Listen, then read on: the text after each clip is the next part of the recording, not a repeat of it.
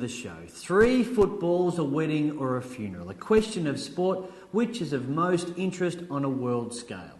Now, the 3 footballs of which I speak are the final 3 games of the EPL for the top 2 teams, Manchester United and Chelsea, which could result in the EPL title being decided on goal difference for the very first time. The wedding and the funeral, I think you can work out for yourself.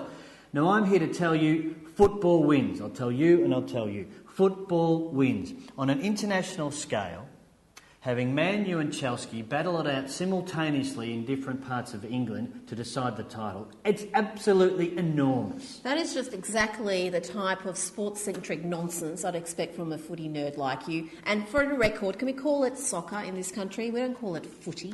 We know what footy is World here. football league. Sports-centric, I like that. Well, it's insane to pretend the EPL is bigger than the royal wedding or bin Laden's death on a world scale. No, it's not.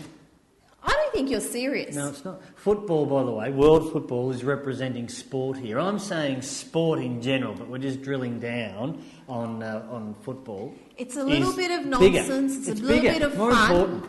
But it's not like the royal wedding. It's not like the death of the evil mass murderer. I mean, what sort of planet are you living on if you actually think some soccer results in England are on a par with the royal wedding? Not some results. This is to decide the EPL title, arguably the most important sporting title on the planet. Oh. And thank goodness they award it every year. And by the way, and I'm going to show you some stats in a moment, the wedding, no one cares. What a surprise from a nerd. And I've heard it said that Osama bin Laden is Mr. Evil or Dr. Evil or the greatest enemy the world's ever seen. Can I remind you of a bloke called Darth Vader? Oh, okay. Now you are being an absolute idiot, because I want you to apologise to every victim of terrorism, Mark. No, because you are painting an evil mass murderer as some sort of cartoonish character. Does Obi-Wan Kenobi? Okay, this is right. Now, I'm about to walk off. Have a look at the stats. Loggy, can we go to the stats, please? Have a look at this. This is from credible source, the Daily Mail. It must be true. England's most watched on TV. Can I just point your attention to number 1 and number 6 on the table of top 10 in the UK? Can I point your attention to the other top 8 in the 10? No, number 1 and number 6. Number 1, the World Cup final happened narrowly ahead of number 2. Hang on. Wasn't that World Cup in England? They're my stats, yes. And weren't England involved? Yes. Well then, duh. No. Of course they're going to be in the top. But also, look at the year, 1966. There were only 15 million households that had TVs in England, yet somehow 32.3 million tuned in. There are 60 million individual sets in Britain today, and just, look down the bottom there, way down the bottom, 24.5 million people watched Will and Kate. Well, I would suggest perhaps some were watching online. I mean, there wasn't that much internet. 400 million apparently. Internationally were watching online, a mere 400 million. Just a mere 400 million. I'm surprised how high Princess Anne is. That tells you how popular royals are. Princess Anne's wedding got 28 million almost. You've buried the lead though. A doco on the royal family, 30.7 million in 1969. Apollo 13 wasn't a bad film. EastEnders I've never seen. Charles and Di, we know all about that, and Coronation Street. Heard a lot about that. Obviously, we need to have a look at it. So they're just putting it there and for everyone to see, front and square, number 10 in the top 10 most watched in England.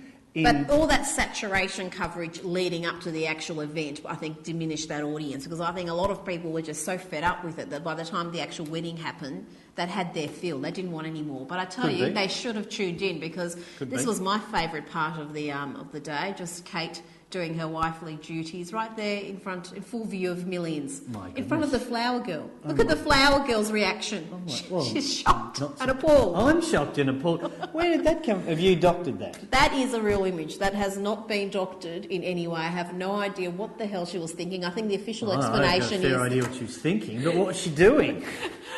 There's all sorts of theories about perhaps she was tying his shoelaces. You think they would have some minions to do that. That is...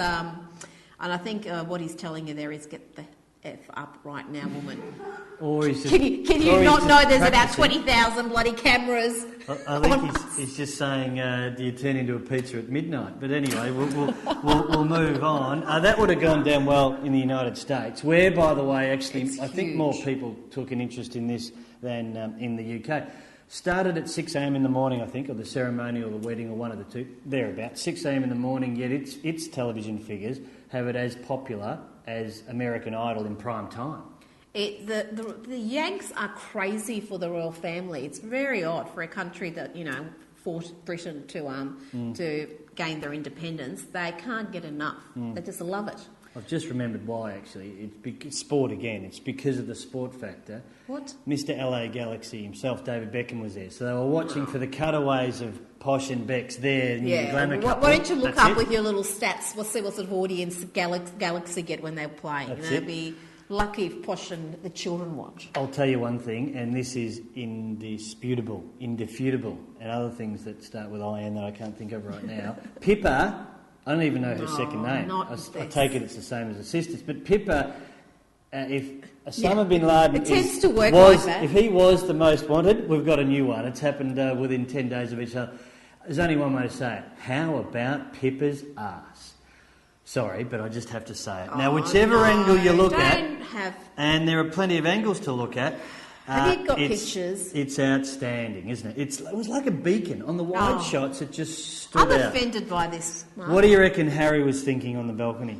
Harry's thinking, why am I going bald? No doubt what Prince Philip is thinking, the Duke of Edinburgh. You dirty old man. But the best image for me to do with Pippa was not of Pippa herself, but the choir boys. Have a look at this. Oh. These boys had wood for a week in preparation for the wedding. They will be hard for a month because of the eyeful they got of Pippa's derriere. Absolutely outstanding stuff, boys. Mark, if it's there, apologise. If it's there, just let it all hang out. Apologise. To whom? To everybody, to anybody unfortunate enough to be seeing this, and to Pippa Middleton, because she is an accomplished woman. She's a good girl. And she should not be objectified like some rank piece of meat for your for your amusement. Okay. No, seriously, apologise, because that is not on. In all honesty, Pippa, surely you should have dressed down, darling. You shouldn't have worn that dress. It was a mistake, and if I was your sister, I would... Don't know if I'd disown you, because I think she's going to be her lady-in-waiting. She's going to be her slave forever and a day, which I found amazing. Part of the coverage as I was watching. I did enjoy it. Was that part? Oh, I missed that one. That was a good part of the coverage, but Pippa should have dressed down, and no offence taken, darling. Well, no, I'm sure she would take plenty of offence. You just heard that filth. She's her butt was noticed, wasn't it? But there's all sorts of conjecture. I can't believe I'm going to go down this line about whether there was any VPL, visible panty line, or whether she had gone, in fact, nude. She was nude underneath. No, surely not. Yep. I thought I detected VPL. Do you want to have another look at the pictures? So now I'm doing exactly what I accused you of, and I want to apologise. Let's move on to... You've brought me down to your level. Aforementioned Osama bin Laden. Now, Man U and Chelsea, it's on Sunday, massive yarn. The ramifications of it could get even bigger. The royal wedding, there and thereabouts. 2 votes, though, goes to the death of the most dangerous man in the world. Massive yarn. It was, and it was a social media phenomenon, and it was just fantastic fun for everybody, except for lefty do-gooders like you, probably crying about due process and, was he unarmed when he was shot? No, he deserves everything. Just, by the way, just on crying, he did unearth something that you'll enjoy. While Barack Obama was in front of his nation and, in fact, the entire world, he is the leader of the free world, after all, telling us how proud he was. What about George Bush? Have a look at the image of George as it went down. He was not happy. How did you find that? He was... Well, that's fair dinkum. He's the one who started this job. Just because Obama finished it. Do not... George couldn't finish it, and if there was anyone he didn't want to finish it, it was Barack Obama, and he has. And George isn't happy. Oh, you are a fool. Almost as big a fool as the conspiracy theorists out there, because they have come out of the woodwork. What, saying he's not dead? Yeah, they're saying, where's the body, where's the proof? Obama's in trouble, he doesn't look like he's going to be re-elected, and suddenly he's killed the world's most wanted man, but there's no body and it's been mysteriously buried at sea. So the conspiracy theorists have gone mad. Can't have that. The world is finished if they're making this up. I just tell you, one thing I'm happy about is that the last thought that went through Osama bin Laden's head Hang on, was I've got a snare drum. a Navy SEAL bullet. The last thing that went through his mind was a Navy SEAL What a bullet. soft gag that is. But it's comforting. What a soft gag. It was a social media event almost, wasn't it? There was a bloke in Have a look at the heat map. Abbottabad who live tweeted it. Yes, have a look at the heat map. There in Pakistan, it should be massive, shouldn't it? The bloke who inadvertently said, there's a couple of choppers flying over a joint at the back of my place. What's going on? Yeah, they don't look like Pakistani helicopters. I think he actually said. And we should be proud here in Australia. We've got a big circle. We've got some I don't know in what those Victoria, circles in mean. Melbourne in particular. Wow. Look at that. They weren't really big on it in the NT, by the looks. Is Tassie involved? Tassie's right there. Tassie's involved. Heat map, outstanding. 4,000. This I find really intriguing. It goes to what we talked last week about Michael Clark tweeting that he likes scones or whatever it was. There were 4,000 tweets per second from across the globe. 4,000 tweets per second while Barack Obama was telling us about it. If you're sending a tweet, you're not actually listening. That's what I get about it. If there's 4,000 a second, do you know what he's actually saying? Yes, because you can multitask now. That's the wonder of Twitter. And what was fantastic was anyone who was tweeting not about it just looked so hopelessly out of place. Because I think Lady Gaga sent out a tweet about a new single when this whole thing was breaking. And you're like, are you serious? Hashtag OBL. It was just like, what sort of planet are you living on that you would send out a tweet about a bloody single when this is unfolding in the world? Is it any good? No, I did not check it out. Right. Speaking of tweeting, and not everyone was into it, I found this amazing, and I hope I'm not putting you in here, Andrew Bogut. You didn't DM me, and I didn't DM you. I'm into the lingo and the jingo now, by the way, so I'm not. This arrived soon after, so it's going on what you said here from Andrew Bogut. Good old politics. Nothing worse could blow up my Twitter feed. Now, sorry, Andrew, if you think that, that's okay, but you don't say it. So I got involved. I replied, well, there's our alarm going off. We've got 3 minutes left, so we need to be quick.